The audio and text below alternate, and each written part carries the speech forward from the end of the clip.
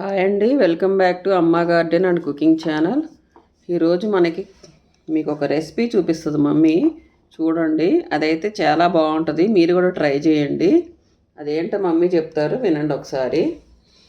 ఇవి పచ్చిమిర్చిలో ఈ కాలంలో వస్తాయి, చలికాలంలో పచ్చిమిర్చిలో పండుతాయి కాయలు. పక్కకు పెడతారు, అవి పక్కకు పెడతారు, విడిగా అమ్ముతారు. ఇవి ఆ కాయలు కొనుక్కొచ్చింది నిన్న రైతు మార్కెట్కి వెళ్ళినప్పుడు మా అమ్మాయి. ఈ అరకిలో కాయలు ఇవి అన్నీ కడిగి నీట్గా మిర్చి కటింగ్ చేసి పెట్టాను. వాటిల్లోకి ఇవి ధనియాలు, మినపగుళ్ళు, మెంతులు, జీలకర్ర, ఇంగవ, చింతపండు 100 గ్రాములని వేసుకోవాలి. అరకిలో ఉంది కదా, 100 గ్రాములని వేసుకోవాలి. మేము గ్రేవీ చేసుకుంటాం కాబట్టి చింతపండు గుజ్జు, ఆ గుజ్జు వేస్తున్నా. చిన్నుల్లిపాయలు 2 పెద్ద సైజు 2 చిన్నుల్లిపాయలు తీసా. వీటి వరకు అంటే సాల్ట్ మళ్ళీ వేసి మిక్సీ వేసేటప్పుడు వేస్తా.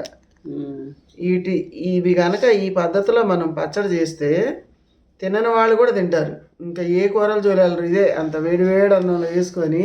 మధ్యలో నేను ఇవి కూడా మిక్స్ చేసానండి. ఇవి తెచ్చా మొన్న మార్కెట్లో దొరికితే, చాలా స్పైసీగా ఉన్నాయి, బాగున్నాయి. కాయ కలర్ కానీ ఘాటు కానీ బాగున్నాయి. ఇవి కూడా ఘాటుగా ఉన్నాయి.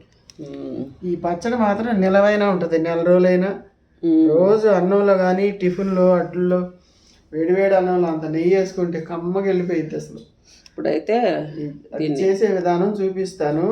మాకు ఇరుగు పొరుగు పెడితే కూడా తెలిసిన వాళ్ళకి అసలు ఎట్ట చేశారో చెప్పండి అని ఎన్నిసార్లు అడిగారు. వాళ్ళకి కుదరలా పచ్చిమిర్చి పచ్చడి. అది కరెక్ట్గా మనం అన్నీ చేసుకుంటే కుదురుతాయి. అది మన మనసు పెట్టాలి ఏదైనా చేసుకుంటే కూరల మీద. ఇప్పుడైతే స్టవ్ ఆన్ చేసుకుందామండి. ఆయిల్ కాగింది. మనం పచ్చడి తాలింపు పెట్టాం, అందుకని ఇప్పుడు మరి కాస్త నూనె వేసుకొని వేయించుకోవాలి. ఇది నిల్వ ఉంటుంది కదా, ఇంగువ వేస్తున్నాను.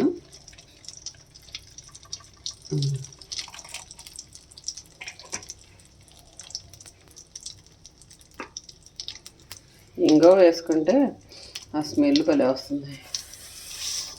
ఈ మెంతులు ఇవన్నీ ఒకేసారి ఇట్లా వేయించేసుకోవడం. దీంతో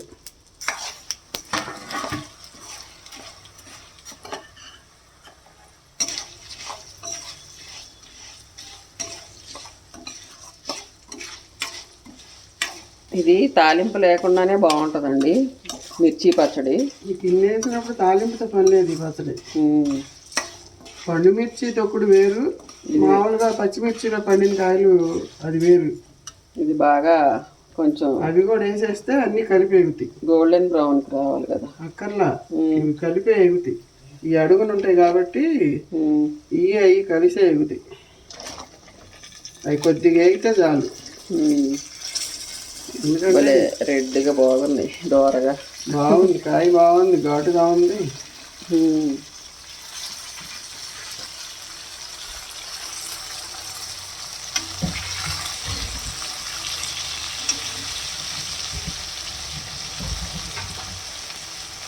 ఇదైతే బాగా వేపుకోవాలండి, వేయించుకోవాలి బాగా.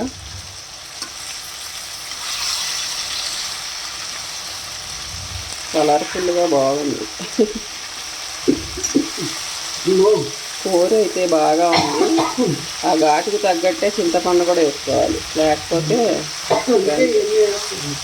ఇదంతే సంగతులు.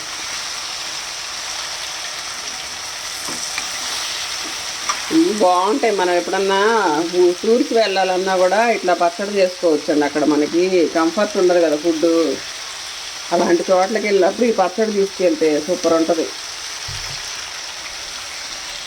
ఇదైతే ఎన్ని రోజులైనా ఉంటుంది కాబట్టి 10 రోజులు మనం అక్కడ వెళ్ళినా 4 రోజులు వెళ్ళినా ఇట్లాంటివి చేసి తీసుకెళ్ళాం అనుకోండి, అంత ఆవకాయ పచ్చడి, అంత పండు మిర్చి, నెయ్యి అవి పట్టుకెళ్తే మనకు అక్కడ అడ్జస్ట్ అవ్వకండి. కొన్ని తినలేని ఫుడ్ ఉంటుంది కొన్ని చోట్ల. మన కంఫర్ట్ ఫుడ్ ఉండదు, కర్రీస్ కానీ అవి మనకి నచ్చవు కదా. మంచిగా ఇవి వాడుకోవచ్చు మనం. హిమాచల్ వెళ్ళినప్పుడు కూడా మేము పచ్చడి చేసుకొని తీసుకుందాం. టమాటా చట్నీ ఒకటి, నీళ్ళు, చపాతీలు ఏదో చేసుకుందాం. 2 రోజులు అవి సరిపోయింది. ఆకుకూరలో ఇది మనం ఏదో చేసాం.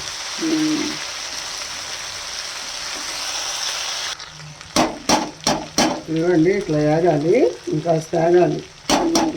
వేగేటప్పుడే ఉప్పు కూడా వేస్తున్నాను. మరి కాస్త వేసుకోవాలి ఉప్పు కూడా.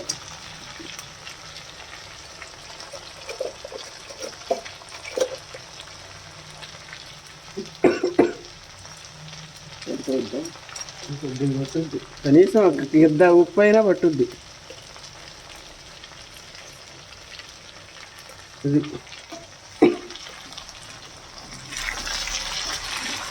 ఉప్పు వేస్తే కొంచెం తొందరగా మగ్గిపోతాయి.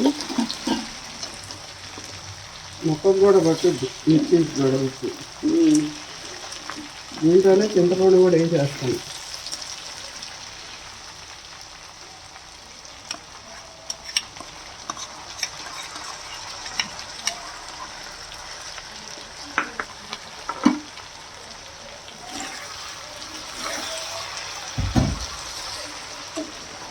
ఇవన్నీ వేసి తిప్పుతూ ఉండాలండి. కొంచెం సెగ తగ్గించుకోవాలి మనం. సెగ తగ్గించుకుంటే అడుగంటకుండా ఉంటుంది.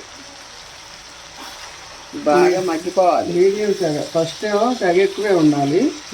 వేగేటప్పుడు మీడియం సెగలో వేగితే దోరగా ఎగుతాయి చిన్నగా. తొందరపడకూడదు, ఏదైనా నిదానంగా చేసుకుంటే ఒక అరగంట పనికి 4 రోజులు తినొచ్చు. అరకిలో కాయలు ఇట్లా చేసుకుంటే మనం. ఇదిగోండి ఇలా మగ్గిపోయింది కదా. ఇప్పుడు మనం దీనికి ఆరిన తర్వాత మిక్సీ వేసుకుందాము. మనం రోట్లో నూరుకుంటే ఇంకా టేస్టీ ఉంటుంది, కానీ ఇప్పుడు అంత టైం కూడా లేదు కాబట్టి మిక్సీలోనే వేస్తాను. వేసినప్పుడు మళ్ళీ మీకు ఇది ఆరిపోయాక చూపిస్తాను. ఆరిపోయింది, మిక్సీ వేసుకుందాము. వెల్లుల్లిపాయ కూడా ఇందులోనే కలిపేసానండి.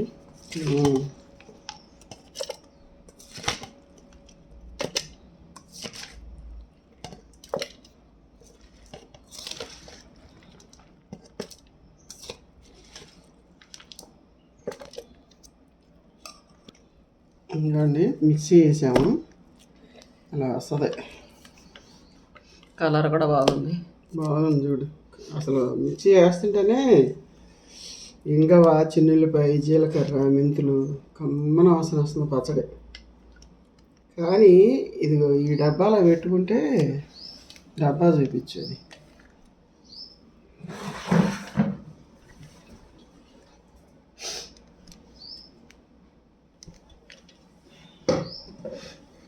మనం ఈ డబ్బాలో పెట్టుకున్నాం అనుకోండి,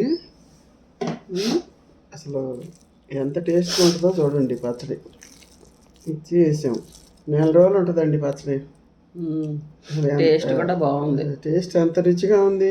మెంతుల వాసన, జీలకర్ర, ధనియాలు, ఇవన్నీ స్మెల్. చూపించిన కొలతలతో సుమారుగా చూసుకొని మీరు కూడా అట్లాగే వేసుకోండి. సేమ్ పచ్చడి తింటే మాత్రం వదిలిపెట్టరు అసలు. 4 రోజులు అయినా 2 నెలలు అయినా ఇటువంటి డబ్బాల్లో వదిలేడుకుంటే మనం ఎన్నాళ్ళైనా ఉంటుంది ఈ పచ్చడి.